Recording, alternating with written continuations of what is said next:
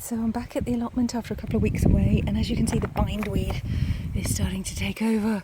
Oh my goodness, I was hoping that wouldn't happen because we put down the mulch of cardboard, but it's not a perfect system, so I've got lots of weeding to do here. The good news is my plants are also doing well. It must be the time of year. Everything grows like crazy in June, so the butternut squash are coming along very nicely, and the little chilli plant in the pot, my lemon balm's happy, and my courgettes are starting to grow here, so that's beautiful.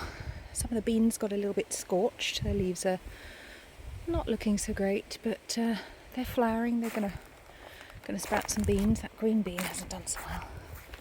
Purple ones are fine. These are dwarf French beans. This one is struggling a little bit here, but purple ones, which have more of a purpley tinge on the leaves, they're doing okay. Oh, we've got a big courgette there. Big green courgette. Might take that one home with me today. Yummy yums. Just gotta do some weeding. Oh goody, bindweed. My borage is doing okay. My decoy plant over here, which I will plant borage because it's great. Love these little flowers. They taste of cucumber. I like to put them in ice cubes. Really nice. Taste of cucumber. Totally edible. And they're a great companion herb. These beans, oh, they're getting a little bit swamped by the bindweed or whatever that is. So I'll have to do a bit of weeding here, a bit of heavy duty weeding. There we go. So this is the jostaberry, the 3 trees that we have here. It looks like the birds have already had a lot of the fruit. I can see some that's still here that's starting to change colour now. I tasted a couple, but I don't see as much fruit as there was, so I think the birdies have probably eaten their fill. It must have ripened much sooner than I was expecting this year.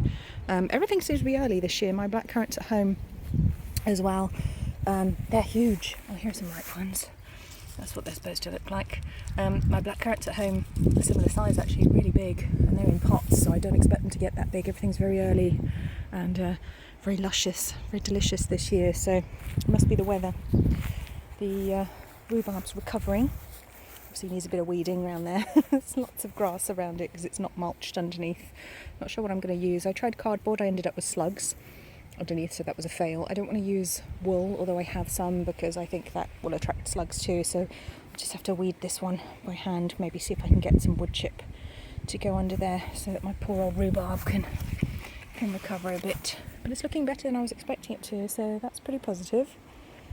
Another bramble coming through here, which is to be expected. There's a lot of brambles around this plot. And the poor old cherry tree, which has been attacked by black cherry aphids, cherry blackfly. It has one lonely little cherry. I'm still classing that as a win. So as you can see, I've been pulling up this bindweed, and it has very, very long root system, so you have to try and pull out as much of that as you possibly can.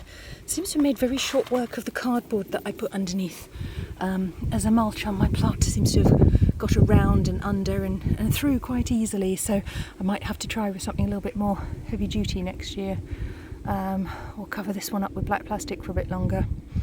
It's very hardy. This is going to be interesting, or maybe I just need a new plot.